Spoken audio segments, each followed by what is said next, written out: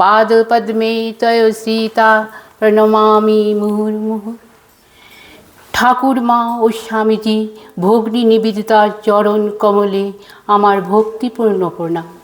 পূজনীয় মহারাজের চরণ কমলে ভক্তিপূর্ণ প্রণাম এবং উপস্থিত সকল ভক্তবৃন্দকে আমার নমস্কার জানিয়ে মায়ের কথা থেকে মহারাজের নির্দেশ মতো কিছু পাঠ করছি।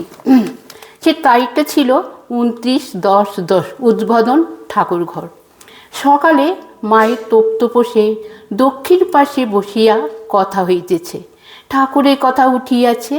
মা বলিতেছেন, পুরীতে প্রথম দিন গিয়েই সকালবেলায় একটা ঘিয়ের টিনে ঠেসান দিয়ে ঠাকুরের ছবি রেখে পুজো করে তাড়াতাড়ি জগন্নাথ দেখতে গিয়েছিলাম। ঘর দোর সব বন্ধ। এসে দেখি ঠাকুরের ছবি টিনের নিচে। সবাই এসে দেখলে সকালে মনে করলো চোর ঢুকেছে, কিন্তু কোথাও জিনিসপত্র একটু নড়চড় হয়নি। শেষে দেখি বড় লাল পিঁপড়ে ধরেছে টিনে। ঘিয়ের টিন কিনা সেই পিঁপড়ে ঠাকুরের ছবিতে ধরেছিল, তাই ঠাকুর নেমে বসেছে। আমি ছবিতে কি ঠাকুর আছেন? মা বলে, হ্যাঁ আছেন না, ছায়া কায়া সমান, ছবি তো ছায়া। এর জন্য বোধ হয় গুরুজনের ছায়া ডিঙ্গাইতে নাই। জয়রাম বাটিতে একদিন স্নান করিয়া আসিতেছি। মা বারুজু পুকুর থেকে স্নান করিয়া আসিতেছে। রোদ্রে মায়ের ছায়া যে পাশে পড়িয়াছে, আমি সেই পাশ দিয়ে মায়ের সঙ্গে সঙ্গে আসিতেছি। দেখিয়া মা আমাকে বলিতেছে, ও পাশ দিয়ে এগিয়ে যাও। আমি প্রথমটা বুঝতে পারি নাই।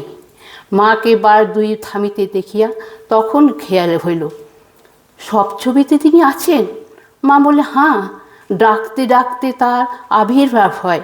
স্থানতে একটা পীঠ হয়, যেমন এক জায়গায় উদ্বোধনের উত্তর দিক মাঠ দেখিয়া তার পূজা দিলে ওটি তার স্থান হলো। আমি তাও সব স্থানের সঙ্গে বেশ ভালো স্মৃতি জড়িত আছে বলে অমন মনে হয়। মা বলে, তা নয়, স্থানটি তার দৃষ্টে থাকে। আমি, আচ্ছা, ঠাকুরকে যে ভোগ দাও সব কি ঠাকুর খান? মা বলে, হ্যাঁ খান। আমি, ওই কোনো চিহ্ন দেখি না কেন? মা বললেন, তার চোখ থেকে একটা জ্যোতি বার হয়, সব জিনিস চুষে দেখে, তার অমৃত স্পর্শে সেটি আবার পরিপূর্ণ হয়, তাই কমে না। ভগবান বৈকুণ্ঠ থেকে নেমে আসেন, যেথায় ভক্ত ডাকে। কোজাগর পূর্ণিমার দিন লক্ষ্মী বৈকুণ্ঠ থেকে পৃথিবীতে আসেন।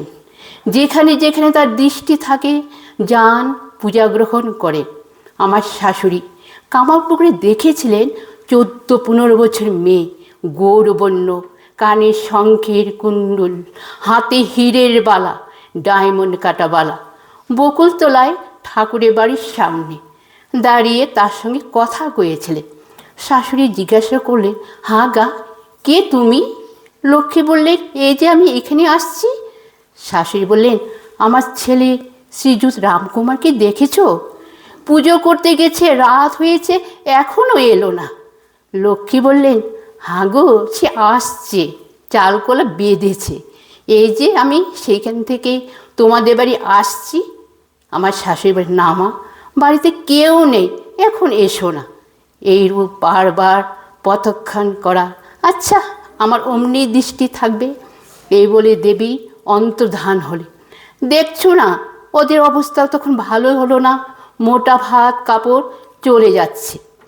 আমার শাশুড়ি দেখেছিলেন লক্ষ্মী লাহাদের বাড়ির থেকে ধানের মড়াইগুলি ওখানে ঘুরে এসেছিলেন। আমার ভাসুর এসে সব শুনে বলে, মা তুমি বুঝতে পারো নি, স্বয়ং লক্ষ্মী এসেছিল। কোজাগর পূর্ণিমা কিনা আজ, তিনি গণনা জানতে, খড়ি পেতে দেখেছিলেন। তার খাবার কি দরকার, ভক্তের সন্তোষের জন্য আসেন, খান। প্রসাদ খেলে চিত্ত শুদ্ধি হয়, এমনি অন্ন খেলে চিত্ত মলিন হয়।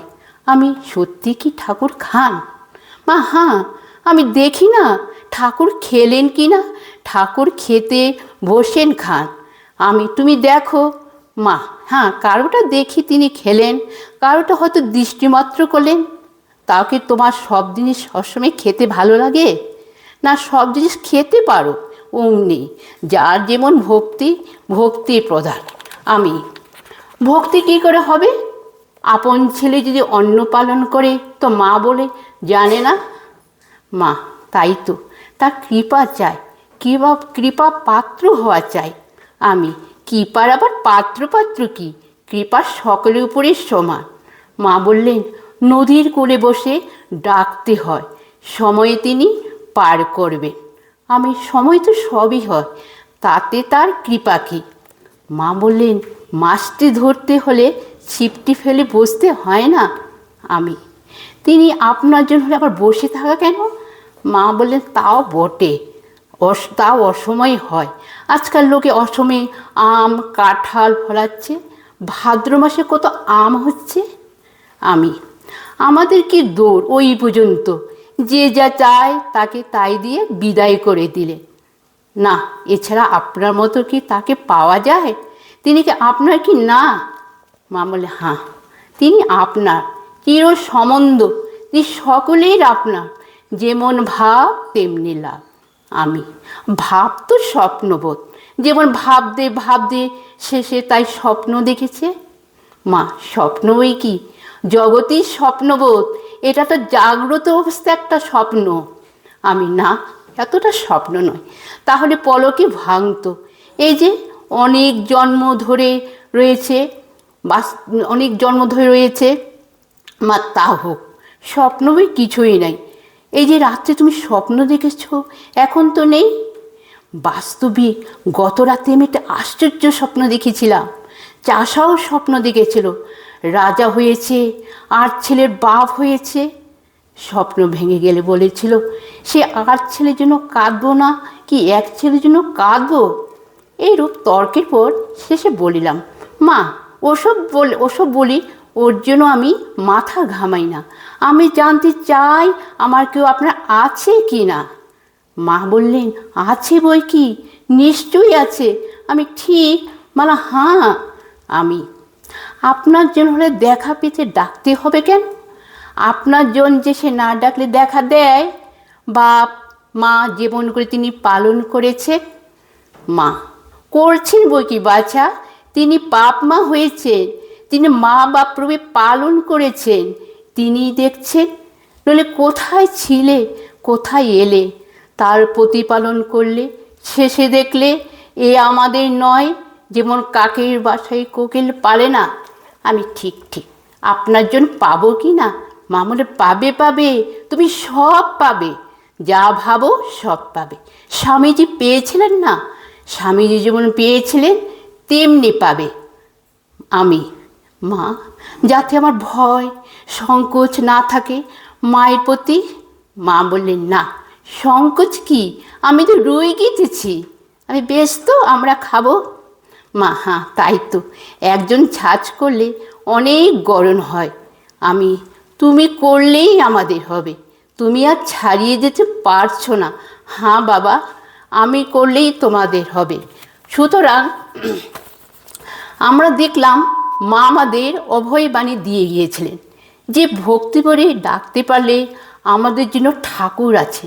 তাছাড়া আমাদের জন্য যে ছাঁচ করে রেখে গিয়েছিলেন সেই পথ ছাঁচ ধরে চলতে পারলেই আমাদের চিন্তা নাই।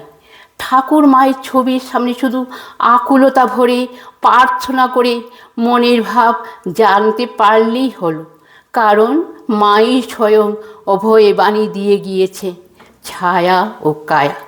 ডাকতে ডাকতে ফটোতে তিনি আসবেন, তার কৃপার বাতাস বয়েই চলছে। আমরা পাল তুলে দিতে পারলেই হলো। আমাদের আর কেউ থাকুক না থাকুক, আমাদের ঠাকুর মা আছেন আপনজন। সেই ঠাকুর মায়ের চরণে প্রণাম জানিয়ে আমি আজ এখানেই শেষ করলাম। ওং শান্তি শান্তি শান্তি। হরিয়ম দশ